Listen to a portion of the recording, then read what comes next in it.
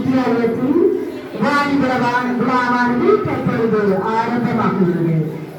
எமது பிரதம விருந்தினராக அன்பிய ஆசிரியர் வாழ்க்கை விருப்பம் முகாமையாளர் திருமதி எம் மதனி அவர்களும் கௌரவ விருந்தினராக திருவண்ணூரான பிரம்மஸ்ரீ மகா தர்மகுமார சர்மா அவர்களும் சிறப்பு விருந்தினராக இங்கு ஆளுநர் சபையின் பொறுப்பாளர் திருமதி உதயகுமார் சாலினி அவர்களும் கலந்து சிறப்பித்துக் கொண்டிருக்கிறார்கள்.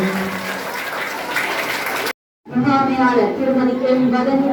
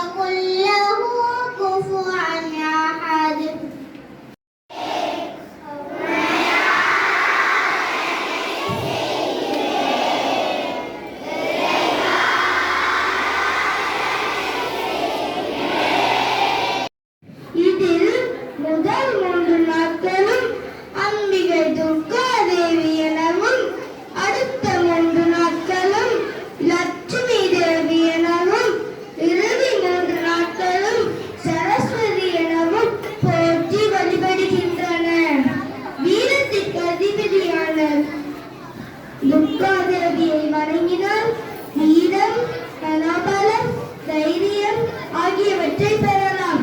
துர்கா என்றால் தீமையை அழிப்பவர் என்று பொருள்படும். நம்மை சூழும் பகைகளை அழித்து தீய குணங்களை மறைத்து வெற்றி வாங்கை சூட வேண்டுமானால் துர்கா பெருமை சிலரை வழிபட வேண்டும். இவ்வுலக வாழ்க்கைக்கு பொருள் மிக தேவை. பொருள் இல்லாருக்கு இவ்வுலகம் இல்லை என்று கூறுவர். பொருள் இல்லாவிடில் வறுமையும் துன்பமும் நம்மை வாட்டும். செல்வத்திற்கு அதிபதியான லட்சுமி தேவி மகாவிஷ்ணுவின் மனைவி. அவரை மனங்கசிந்து வணங்கினால் சகல செல்வ போகங்களையும் பெறலாம். நவராத்திரியின் இறுதி 3 நாட்களும் சரஸ்வதியை போற்றி துதிக்கின்றோம்.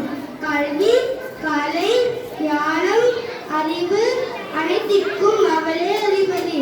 கல்வியே கருதலம் என்பர். கல்வியே நமக்கு பெருஞ்செல்வமாகும். மன்னருக்கு தன் தேசம் எல்லாம் சிறப்பில்லை, ஆனால் கற்றோருக்கு சென்றிடமெல்லாம் சிறப்புண்டு. கல்வி தெய்வம் சரஸ்வதியை வழிபட்டும் கல்வியில் உயர வேண்டும். வீரம், செல்வம் இரண்டும் இருந்தாலும் அவற்றை நல்ல முறையில் பயன்படுத்தி உயர்வடைய நமக்கு கல்வி அறிவு அவசியம் தேவை. கல்வியையும் கலைகளையும் நமக்கு வருவிப்பவர் கலைவாணி அல்லவா? அவளை நாள்தோறும் பணிந்து வணங்குவோம். சிறப்புற்று இனிது வாழ்வோம்.